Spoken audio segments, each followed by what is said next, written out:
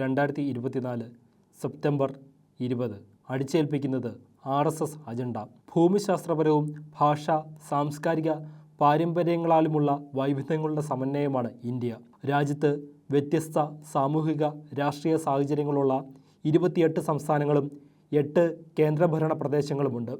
അവിടങ്ങളിൽ ജനാധിപത്യ വിരുദ്ധമായ ഏകീകരണം അടിച്ചേൽപ്പിക്കാനുള്ള RSSന്റെ നീക്കമാണ് ഒരു രാജ്യം ഒരു തെരഞ്ഞെടുപ്പ് എന്ന ആശയം നടപ്പാക്കാനുള്ള ശ്രമം. ഒരു രാജ്യം ഒരു ഭാഷ ഒരു സംസ്കാരം ഒരു മതം എന്ന RSS മുദ്രാവാക്യത്തിൻ്റെ തുടർച്ചയാണിത്. മുൻ രാഷ്ട്രപതി രാംനാഥ് കോവിന്ദിൻ്റെ നേതൃത്വത്തിൽ ഉന്നതാധികാര സമിതി തയ്യാറാക്കിയ റിപ്പോർട്ടിന് കേന്ദ്ര മന്ത്രിസഭ കഴിഞ്ഞ ദിവസം തിരക്കിട്ട് അംഗീകാരം നൽകിയത് രാജ്യത്തിൻ്റെ ഫെഡറൽ ജനാധിപത്യ സംവിധാനങ്ങൾ തകർത്തെറിയുന്നതിൻ്റെ തുടക്കമാണ്. സംസ്ഥാന സർക്കാരുകൾ നടത്തുന്ന സാമൂഹിക സാമ്പത്തിക സേവനങ്ങളുടെ മേഖലകളിലേക്കുള്ള കേന്ദ്ര സർക്കാരിൻ്റെ കടന്നുകയറ്റം, തങ്ങളുടെ ആശയങ്ങളോട് യോജിക്കാത്ത രാഷ്ട്രീയ പാർട്ടികളോടുള്ള BJPയുടെ അസഹിഷ്ണുത, മുമ്പൊരു നേതാവിനും കാണാത്ത വിധം രാജ്യത്തെ മാറ്റിത്തീർക്കാൻ ബഹുമുഖമായ കഴിവുള്ളയാളായി പ്രധാനമന്ത്രി നരേന്ദ്രമോദിയെ ഉയർത്തിക്കാട്ടാനുള്ള വ്യഗ്രത എന്നിവയും ഇതിൻ്റെ ഭാഗമാണ്. ഇന്ത്യയുടെ വൈവിധ്യങ്ങളിലെ ശക്തിയെ നിഷേധിക്കാനുള്ള പ്രത്യയശാസ്ത്രപരമായ അജണ്ടയും ഇതിന് പിന്നിലുണ്ട്. പകരം സമ്പൂർണമായ ഏകാത്മകത്വമാണ് ലക്ഷ്യം വെക്കുന്നത്. വൈവിധ്യങ്ങളുള്ള ജനതയെയും ജാതി മതങ്ങളെയും പാരമ്പര്യത്തെയും ഭാഷയെയും കോർത്തിണക്കുന്ന നാനാത്വത്തിലെ ഏകത്വം എന്നതിനു പകരം ഏകാത്മകത്വം അടിച്ചേൽപ്പിക്കാനുള്ള നീക്കമാണിത്.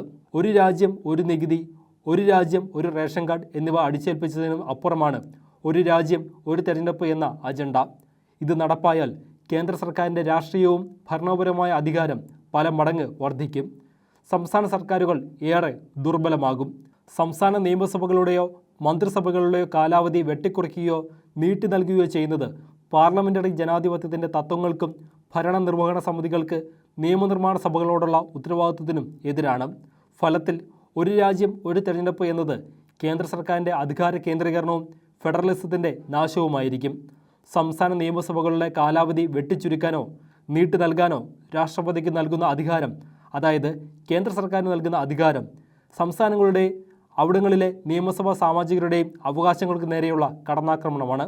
ജനങ്ങൾക്ക് അവരുടെ ഇച്ഛയ്ക്കനുസരിച്ചുള്ള സർക്കാരുകൾ ഉണ്ടാകുക എന്നതും നിയന്ത്രിക്കപ്പെടും. ഇപ്പോൾ തന്നെ പ്രതിപക്ഷ പാർട്ടികൾ ഭരിക്കുന്ന സംസ്ഥാന സർക്കാരുകളുടെയും നിയമസഭകളിലെയും അവകാശങ്ങൾക്കുമേൽ ഗവർണർമാർ നിരന്തരം കടന്നു കയറുകയാണ്. ഒരേ സമയം തെരഞ്ഞെടുപ്പ് വന്നാൽ അധികാരം മുഴുവൻ കേന്ദ്രത്തിൽ കേന്ദ്രീകരിക്കപ്പെടുന്നതോടെ ഗവർണർമാർ വൈസ്രോയിമാരെ പോലെ പ്രവർത്തിക്കുന്ന സ്ഥിതി ഉണ്ടാകും. ഒരു രാജ്യം ഒരു തെരഞ്ഞെടുപ്പ് സംവിധാനം അടിച്ചേൽപ്പിക്കാനുള്ള ജനാധിപത്യ വിരുദ്ധ നീക്കത്തിനെതിരെ CPIM രാംനാഥ് കോവിന്ദ് സമിതിക്ക് മുന്നിൽ കടുത്ത വിയോജിപ്പ് രേഖപ്പെടുത്തിയിരുന്നു. ഫെഡറൽ വ്യവസ്ഥയെ നിർവീര്യമാക്കി കേന്ദ്രത്തിന് സർവാധികാരം നൽകാനുള്ള ഒളിപ്പിച്ചു വെച്ച അജണ്ടയാണ് ഇതെന്നും CPIM ചൂണ്ടിക്കാട്ടിയിരുന്നു. 2014 മുതൽ ഒരു രാജ്യം ഒരു തെരഞ്ഞെടുപ്പ് എന്ന മുദ്രാവാക്യം നരേന്ദ്രമോദി പറഞ്ഞു തുടങ്ങിയിരുന്നു.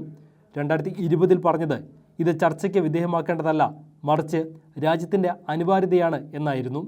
2024 പ്രകടന പത്രികയിലും ഇത് ആവർത്തിച്ചു.